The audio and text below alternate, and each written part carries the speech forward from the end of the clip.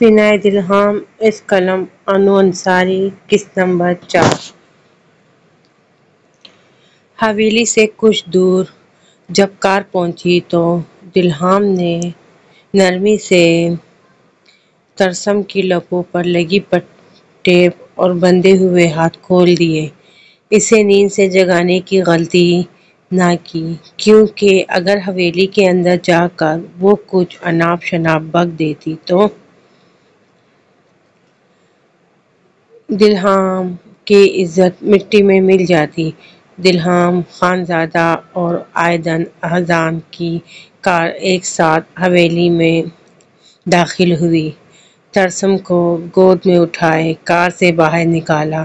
سب ملازمین نے اپنے سردار کی گود میں ایک چھوٹی بچی کو دیکھا تو ان کی آنکھیں حیرت سے پھیل گئیں۔ شہریار کا بھی کچھ یہی حال تھا۔ اس نے ابرو اچکا کر عائدن احسان کی جانب دیکھا اور اس کے کان کے قریب ہو کر پوچھا کہ یہ بچی کون ہے؟ السلام علیکم لالا۔ وہ تینوں گھر کے اندر کی جانب قدم بڑھا رہے تھے جب شہریار نے دلہام کو سلام کی۔ وعلیکم السلام سنجیدگی سے سلام کا جواب دے کر لاؤنج میں داخل ہوا ریحانہ خانم ملازم کو رات کا کھانا لگانے کا کہہ رہی تھی۔ ہاتھ پر بندھی گھڑی کی جانب دیکھا جو رات کے 9 بجا رہی تھی اور ابھی تک ان کے دونوں شہزادے حویلی نہیں پہنچے تھے، جب اچانک ان کی نظر لاؤنج میں داخل ہوتے عائدن، شہریار اور دلہام کی گود میں سوئی ہوئی بچی پر پڑی۔ حیرانگی سے نظریں اس بچی پر ٹکائے قدم اس سب کی جانب بڑھائے۔ دلہام یہ کون ہے؟ ترسم کے چہرے سے بال ہٹاتے دیکھ کر ریحانہ خانم کی آنکھیں خطرناک حد تک پھیلی، یہ دیکھ کر کہ وہ صارم خان کی بیٹی کو حویلی لے آیا۔ دلہام تم اسے ونی کروا کر لے آئے ہو؟ چھوٹی بچی ہے یہ، اس کے ساتھ کچھ غلط تو نہیں کیا تم نے؟ پریشانی سے رک رک کر ریحانہ خانم نے الفاظ ادا کیے۔ ترسم ابھی 10 سال کی تھی، ان کا بیٹا کیسے انتقام کی آگ میں ایک چھوٹی بچی کو جھلسا دینے کا ارادہ کیے ہوئے تھا، یقین کرنا مشکل ہو رہا تھا۔ جی بالکل، اور کتنی دیر انتقام کی آگ اپنے سینے میں رکھتا۔ دلہام نے اپنی گود میں سوئی اس ننھی سی پری کو دیکھا، چہرے پر بے انتہا معصومیت سجائے سر دلہام خانزادے کے سینے پر تھا۔ مورے سائیں میں نے لالا کو کہا۔ دلہام خانزادہ کی خونخوار نظریں اپنی جانب دیکھتے عائدن لبوں پر ہاتھ رکھ کر سر جھکا گیا، اس کی مار کھانے کا ارادہ نہیں تھا۔ مورے سائیں میں نے یہ فیصلہ سوچ سمجھ کر کیا ہے، اور آپ کو اپنے بیٹے کے قاتل کی بیٹی کے ساتھ کوئی ہمدردی نہیں ہونی چاہیے۔ مجھے میری بیٹی کے قاتل کے ساتھ ہمدردی نہیں ہے۔ دلہام کی آنکھیں خون چھلکنے کی حد تک سرخ ہوتے دیکھ ریحانہ خانم نے اس کا کھاندا سہلا کر محبت پاش لہجے میں کہا۔ سردار دلہام نے نفی میں سر جھٹکا۔ تو پھر اس کی بیٹی کے ساتھ ہمدردی کیوں ہو رہی ہے؟ آپ کو ایک قاتل کی بیٹی کے ساتھ ہمدردی کیوں ہو رہی ہے؟ اس کا دل چاہا گود میں اٹھائے ترسم کو زمین پر پٹک دے۔ اگر تمہیں یاد ہو دلہام، تو قتل اس کے باپ نے کیا ہے، اس نے نہیں، تو سزا کا مستحق صارم خان ہے، یہ معصوم بچی نہیں۔ ترسم کے چہرے پر ہاتھ پھیرتے نرمی سے اپنے بیٹے کو کہا کہ شاید وہ ان کی بات مان لے۔ مجھے اس بارے میں دیو ہم کہاں آ گئے؟ وہ اپنی مورے سائیں کو جواب دینے لگا کہ جب ترسم نے آنکھیں کھول کر ارد گرد دیکھتے پھر دلہام خانزادے کو آنکھیں ٹپٹپا کر دیکھ کر سوال داغا۔ اس نے لمبا سانس لیا تاکہ خود میں ہمت جمع کر سکے کیونکہ اس 4 فٹی کے 10 فٹ لمبی زبان باہر نکلنے والی تھی۔ بڑی حویلی آئے ہیں اور چپ کر کے جیسے سوئے ہوئے زبان پر تالا لگا ہوا تھا ویسے ہی اب بھی تالا لگائے رکھو، سخت لہجے میں کہا جو ترسم کی آنکھیں نم ہونے کا باعث بنا۔ وہ نہایت شرارتی بچی تھی لیکن جب کوئی اس کے ساتھ سخت رویہ کرتا تو اس کی آنکھوں میں موٹے موٹے آنسو جمع ہو جاتے اور کچھ دیر بعد وہ خود کو پھر سے نارمل کر لیتی۔ لالا سونیا اپنے کمرے سے نکل کر بھاگتے ہوئے دلہام خانزادے کے پاس آئی لیکن اس کی گود میں چھوٹی سی بچی کو دیکھ کر اس کے قدم تھمے۔ لالا یہ کون ہے؟ تمہاری بھابھی۔ دلہام خانزادے کے بولنے سے قبل ہی عائدن احسان نے اپنی ٹانگ اندر اڑائی۔ سونیا نے حیرانگی سے اپنے چھوٹے لالا کی طرف دیکھ کر پھر عجیب نظروں سے اس 10 سالہ بچی کو دیکھا۔ لالا اتنی چھوٹی بھابھی؟ 18 سال۔ سونیا نے چھوٹے چھوٹے قدم بڑھا کر ترسم کے چہرہ دیکھا، بے ساختہ ہی وہ اس کا رخسار چومنے لگی۔ ہائے یہ کتنی پیاری گڑیا ہے۔ سونیا نے دلہام کی گود سے ترسم کو لے کر اپنی بازو میں اٹھایا۔ دلہام نے چہرے پر ہاتھ پھیرا۔ اس نے سونیا کے ساتھ کبھی سخت رویہ نہیں اپنایا تھا تو وہ اب بھی اسے کچھ نہیں کہہ سکتا تھا۔ دلہام نے مورے سائیں کی طرف دیکھا۔ انہوں نے کاندھے اچکا دیے۔ کسی کی نظر اس سے کچھ فاصلے پر کھڑی ہبا پر نہ گئی تو شہریار نے عائدن احسان کو کونی مار کر پیچھے کی جانب دیکھنے کا اشارہ کیا۔ مورے یہ لڑکی یتیم اور بے سہارا ہے، اسے کام کی ضرورت تھی تو میں نے سوچا حویلی میں کام کر لے۔ جھجکتے ہوئے مورے سائیں اور دلہام خانزادے کی طرف دیکھ کر کہا۔ ارے سرونٹ کوارٹر میں لے جاؤ اور کچن کا کام سمجھا دینا۔ ایک ملازم کو بلایا جو سب ملازمین کی ہیڈ تھی۔ اسے سنجیدگی سے ریحانہ خانم نے کہا۔ جی بی بی سائیں۔ فرمانبرداری سے ہاں میں سر ہلا کر ہبا کو ساتھ آنے کا اشارہ کیا۔ وہ یتیم معصوم بھولی بھالی لڑکی اس عورت کے ساتھ چلی گئی۔ ایک لمحے کے لیے اس نے عائدن احسان کو دیکھا تھا۔ اس کے جاتے ہی عائدن نے سکون کا سانس لیا کہ ریحانہ خانم اور دلہام خانزادے نے سوال نہیں کیے۔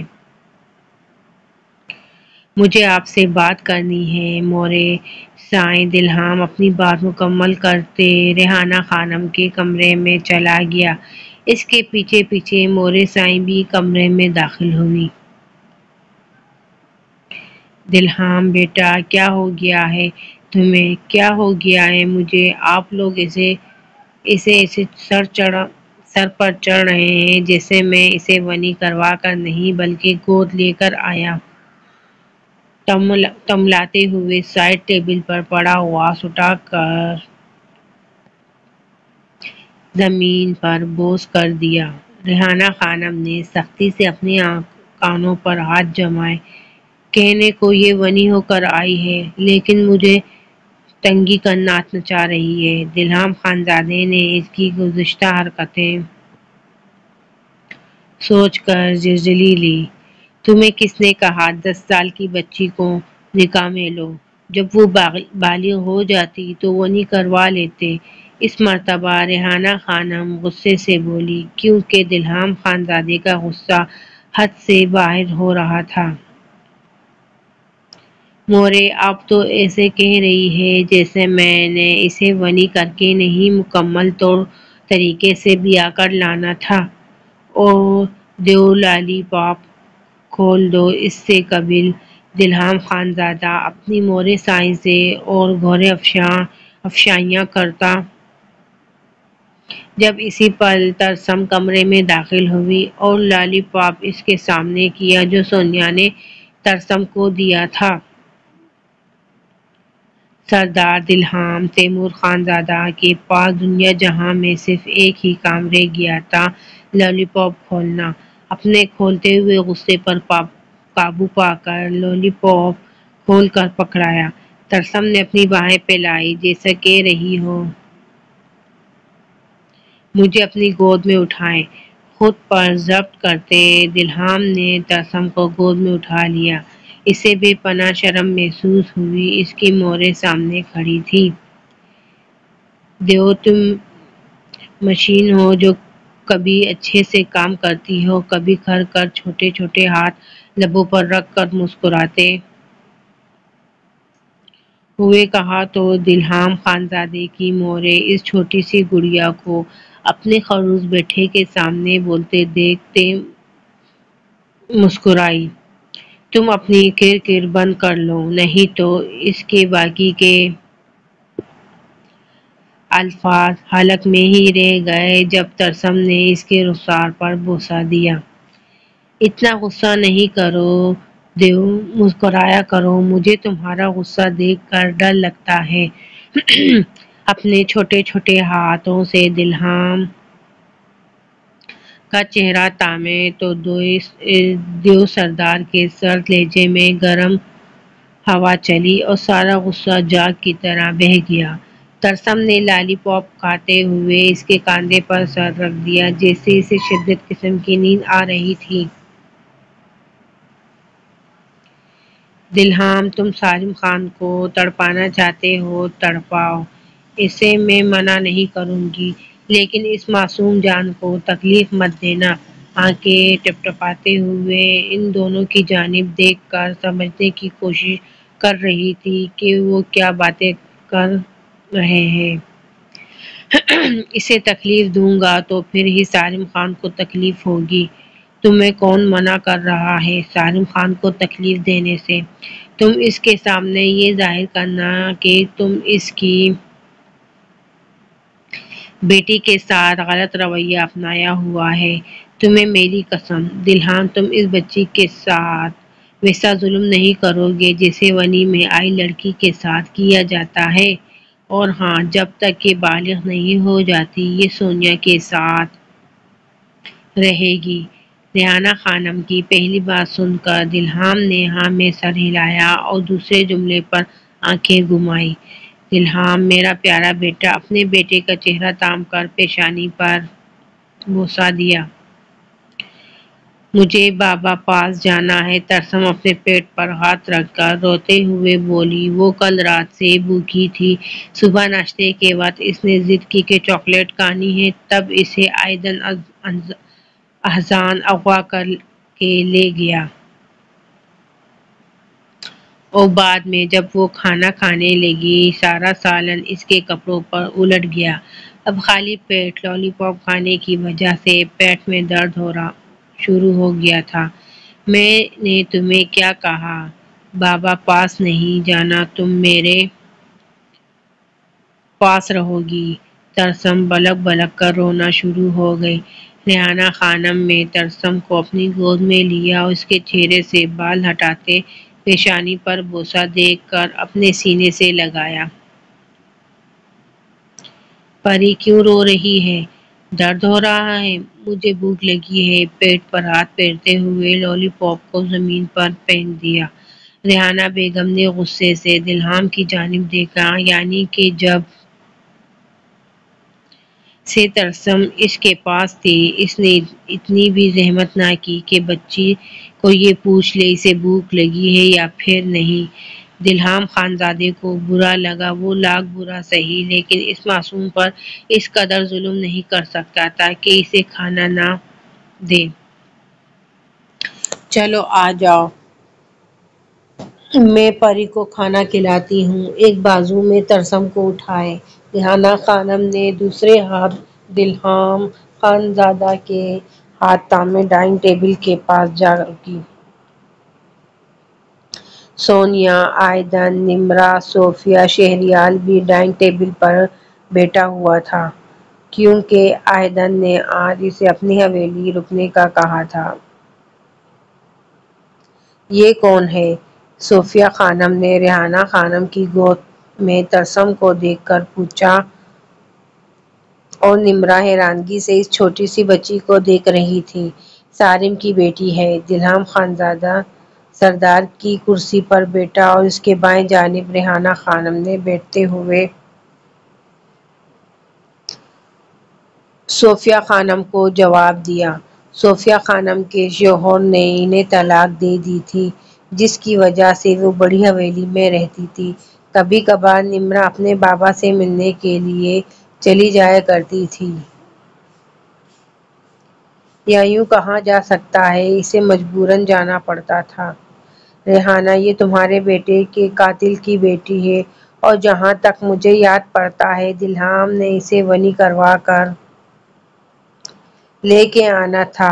ایک لمحے کے لیے دلہام اور دوسرے لمحے ریحانہ خانم کی گود میں بیٹی ترسم کو دیکھ کر کہا تو ریحانہ خانم نے سر جھٹکا۔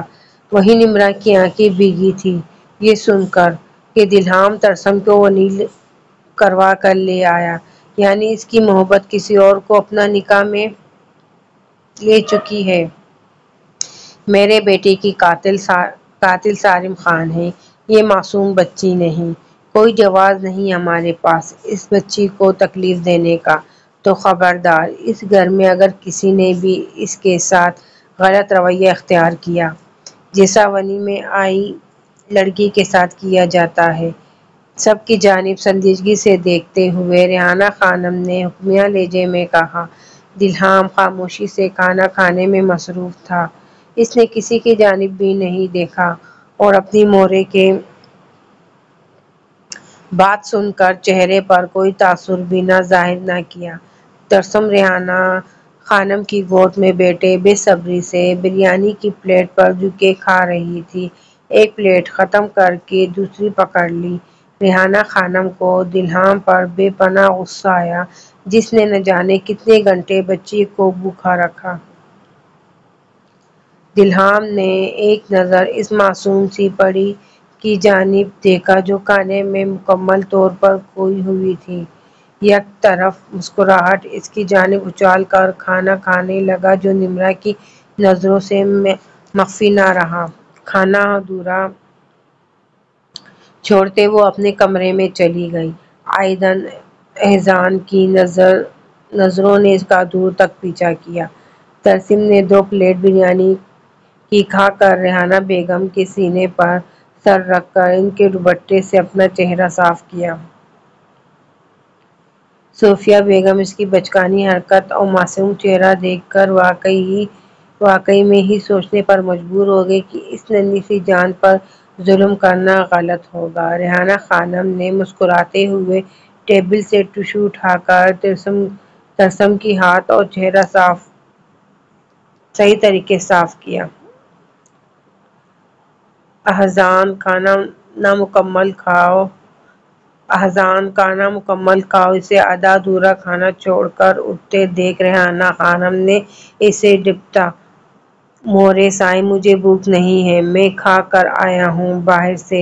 شہریار نے گھور کر اس کی جانب دیکھا۔ اپنی مورے سے سفید جھوٹ بول گیا تھا۔ اپنے کمرے میں جانے کے بجائے وہ نمرا کے کمرے میں داخل ہوا تھا کہ اس سے وجہ پوچھ سکے وہ کھانا ادھورا چھوڑ کر کیوں چلی گئی۔ جیسے ہی وہ کمرے میں داخل ہوا کمرہ خالی تھا۔ واش روم سے پانی کی آوازیں آ رہی تھیں۔ ایک چکر کمرے میں لگا کر بیڈ پر جا کے بیٹھ گیا۔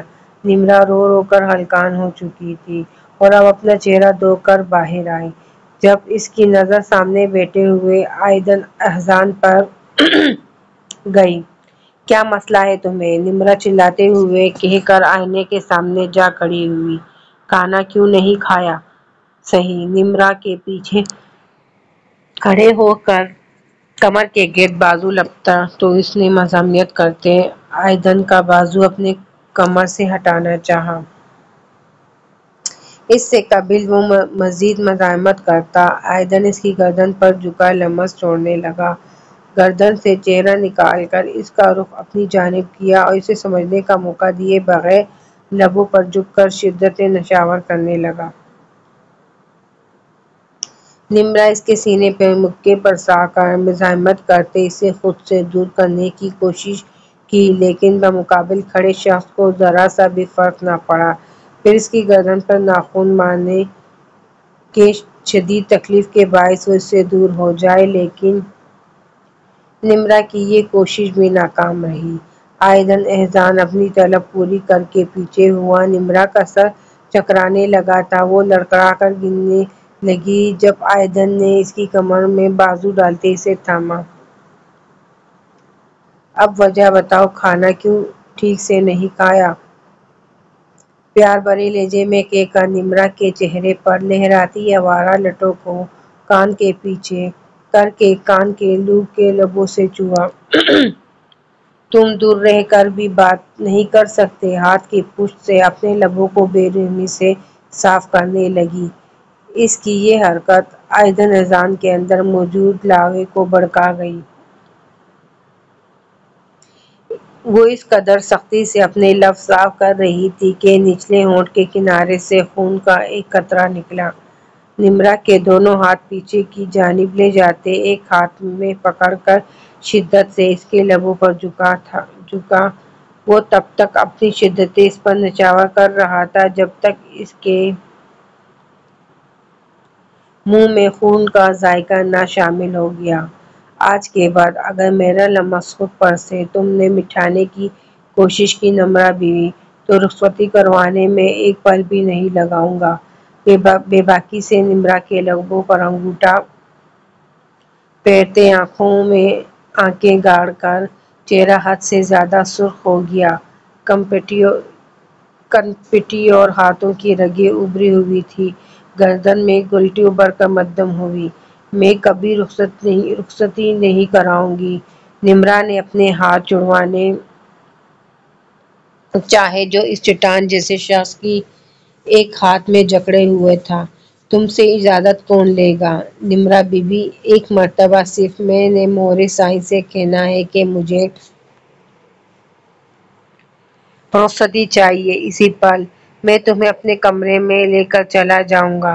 نمرا کو اپنا آپ اس کے سامنے نہایت کم تر محسوس ہوا۔ اسے اپنی ماں کی بات یاد آئی۔ سچ ہی تو کہا تھا اس کی ماں نے، عورت اپنے محرم کے سامنے چاہے جتنی مزاحمت کر لے ناکام رہتی ہے۔ تمہیں کیوں سمجھ نہیں آتی؟ ہم دونوں کبھی ایک ساتھ نہیں رہ پائیں گے۔ میں کبھی خود سے چھوٹے مرد کے ساتھ گزارا نہیں کر سکتی۔ نمرا نے اسے بچپن سے بچوں کی طرح ٹریٹ کیا تھا اور اب وہی بچہ اس کا شوہر بن چکا تھا۔ ہماری ایج میں اتنا ڈفرینس نہیں ہے نمرا۔ وہ الگ بات ہے کہ تم وقت سے پہلے میچور ہو گئی اور مجھے بچوں کی طرح ٹریٹ کرنا شروع ہو گئی۔ میں نے تو تمہیں کبھی نہیں کہا تھا مجھے بچوں کی طرح ٹریٹ کرو۔ آئندن احسان کو تپ چڑھ گئی نمرا کا بار بار وہی جملہ سن کر۔ میں خود سے چھوٹے مرد کے ساتھ گزارا نہیں کر سکتی۔ گزارا تو نہیں، میرے ساتھ ہی کرنا پڑے گا۔ اتنی شدتیں تم پر چھوڑوں گا کہ تمہیں میرے لمس کی عادت ہو جائے گی۔ آئندن احسان اپنا جملہ مکمل کرتے اس کے ہاتھ پر اپنی گرفت سخت کر کے ایک ہاتھ اس کے بالوں میں پھنسا کر دونوں رخسار آنکھیں توڑی پیشانی پر شدت سے بوسہ دیا۔ اب اس کی نظریں پھر سے نمرا کے لبوں پر مرکوز تھیں۔ اس نے قبل نمرا مزاحمت کرتی اپنا چہرہ دوسری جانب کرتی ایک مرتبہ پھر سے اس کے لبوں کا رس پینے لگا۔ پہلے ہی نمرا کو اپنے لبوں پر بے انتہا جلن محسوس ہو رہی تھی اور اب تو ایسا لگ رہا تھا جیسے کوئی کانٹے اس کے لبوں پر چبھو رہا ہے۔ اس کے لبوں کو چھوڑ کر اس مرتبہ اس کی گردن پر دانت گاڑنے لگا۔ نمرا کی نظر آئینے میں نظر آتے اپنے ایکس پر پڑی۔ چہرہ آئندن احسان کی شدتوں کی وجہ سے بے انتہا سرخ ہو چکا تھا۔ لب کے دونوں کناروں سے خون کی بوندیں نکلی۔ جھٹکے سے اس نے آئندن کو خود سے دور دھکا دیا۔ وہ بھی ہوش آتا اپنے چہرے پر ہاتھ پھیر کر نمرا کی جانب آنکھوں میں بے پناہ جذبات لیے دیکھنے لگا۔ اب اندازہ ہوا میں کس حد تک جنونی ہوں تمہارے لیے۔ اگر اب تم نے غلط الفاظ استعمال کیے تو رخصتی سے پہلے رشتہ بنانے میں دیر نہیں لگاؤں گا۔ نمرا بے آواز زوروں کا تار آنسو بہاتے ہوئے واش روم میں بند ہو گئی۔ آئندن اذان نے آئینے میں خود کا عکس دیکھتے اپنا حلیہ درست کیا۔ بال جو بکھر گئے تھے انہیں سیٹ کیا اور ایک سے دو مرتبہ واش روم کو نوک کیا کہ نمرا باہر نکلے۔ اف نمرا بیوی، رونا بند کر دو نہیں تو نیچے جا کر میں رخصتی کی بات کر دوں گا۔ نمرا جو دروازے کے ساتھ چپکی زمین پر بیٹھے لبوں پر ہاتھ جما کر اپنی سسکیاں روکنے کی کوشش کر رہی تھی، آئندن کے الفاظ سن کر سانسیں سینے میں اٹکی۔ وہ کیسے اپنے دل میں دلہام خانزادی کی محبت لیے آئندن اذان کی پناہوں میں جا سکتی تھی۔ دفع ہو جاؤ یہاں سے، بلند آواز میں چلاتے ہوئے نمرا گھٹنوں میں سر دیے بے آواز رونا شروع ہو گئی۔ آئندن مزید تنگ کرنے کا ارادہ ترک کر کے نیچے گیا۔ سب کھانا کھا کر فارغ ہو چکے تھے۔ دیو دلہام خانزادے کو پکارتے ترسم کی گود میں بیٹھ گئی۔ سب سے زیادہ ڈانٹتا بھی وہی تھا اور وہ جاتی بھی اسی کے پاس تھی۔ سردار دلہام خانزادے نے ہاتھوں کی مٹھی بنا کر دیکھا، سب ملازمین ان کی جانب دیکھ رہے تھے۔ ریحانہ اور صوفیہ خانم لبوں پر ہاتھ رکھ کر اپنی مسکراہٹ چھپانے کی کوشش کی کہ کچھ رہی حال آئندن اذان، شہریار اور سونیا کا تھا۔ تمہیں اٹھنے بیٹھنے کی تمیز نہیں ہے؟ زبردستی اپنے لہجے کو نرم کر کے دانت کھچکھاتے ہوئے ترسم سے پوچھا۔ دیو میں نے بدتمیزی نہیں کی۔ بدتمیزی پتہ ہے کیا ہوتی ہے؟ ترسم نے اس کے رخسار پر تھپڑ مار کے اسے اچھی طرح بتایا کہ بدتمیزی کیا ہوتی ہے۔ یہ سب اسے سالم خان نے بتایا تھا کہ زیادہ والی بدتمیزی زبان سے نہیں ہاتھ چلانے سے ہوتی ہے۔ سب نے بے ساختہ اپنے لبوں پر ہاتھ جمائے اور حیرانگی سے اس چھوٹی سی پدی کو دیکھا جو سردار کے چہرے پر تھپڑ مار گئی تھی۔ ملازم ایک دوسرے کے کان میں سرگوشیاں کرنے لگے کہ اس بچی کی اب خیر نہیں۔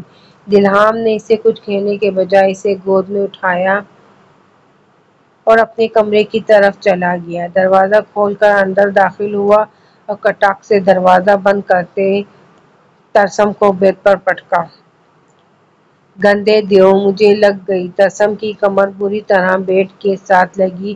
اپنی کمر سہلاتے غصے سے دلہام خانزادے کو دیکھتے کہا، تمہاری ہمت کیسے ہوئی سردار دلہام تیمور خانزادے کے چہرے پر تھپڑ مارنے کی؟